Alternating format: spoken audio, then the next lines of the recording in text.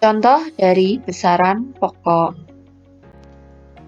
Ada panjang. Panjang merupakan besaran pokok dengan menggunakan satuan meter. Nah, di bawah situ ada konversi dari kilometer, hektometer, dekameter, meter, desimeter, sentimeter, dan milimeter. Jika naik satu tangga berarti dibagi 10, jika turun satu tangga dikali 10. Untuk alat pengukur panjang ada mistar, jangka sorong, dan mikrometer skrup. Mistar atau penggaris mempunyai ketelitian 1 mm.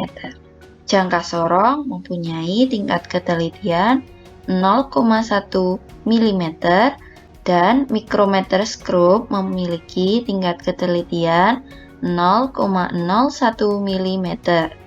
Jadi yang paling teliti adalah mikrometer skrup.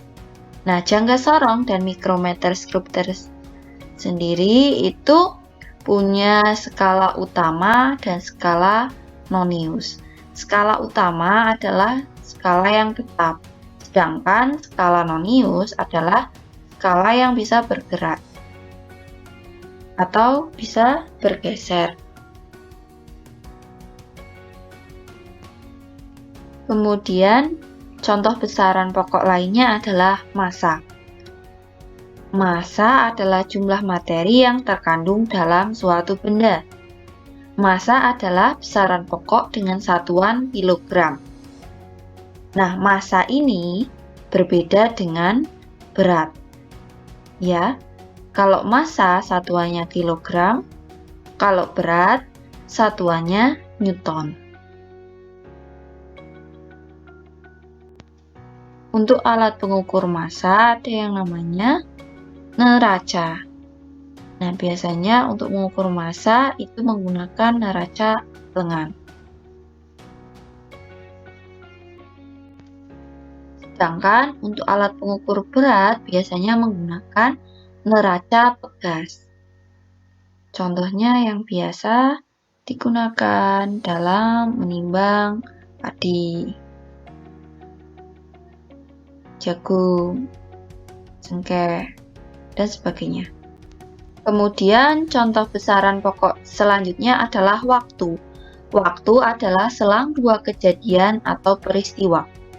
Waktu adalah besaran pokok dengan satuan detik atau sekon.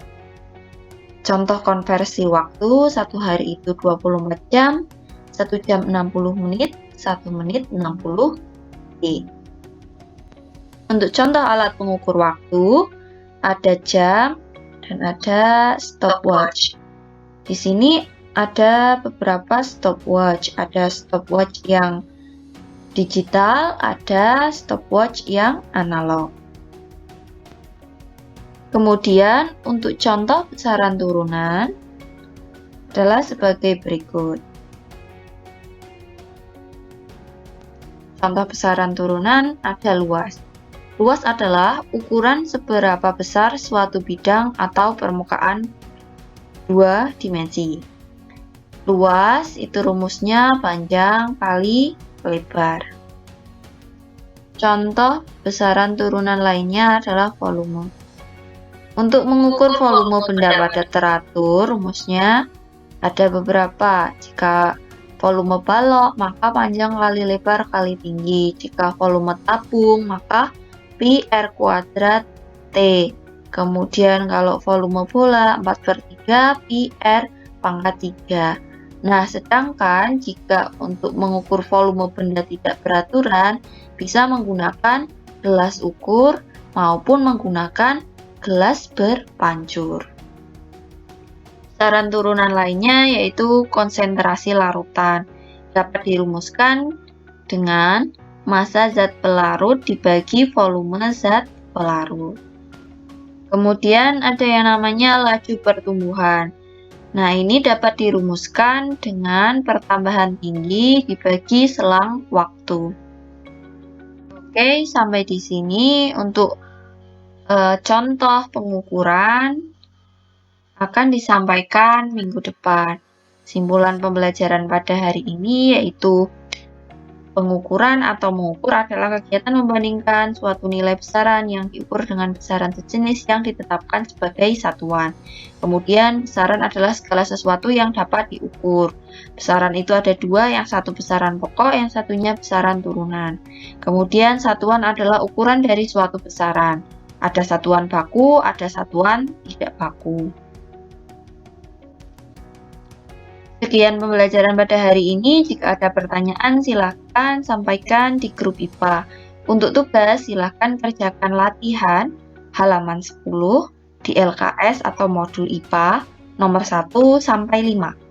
Ditulis di buku IPA, kemudian difoto, dikirim ke WA saya.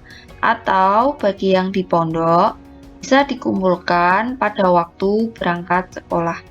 Terima kasih. Wassalamualaikum warahmatullahi wabarakatuh.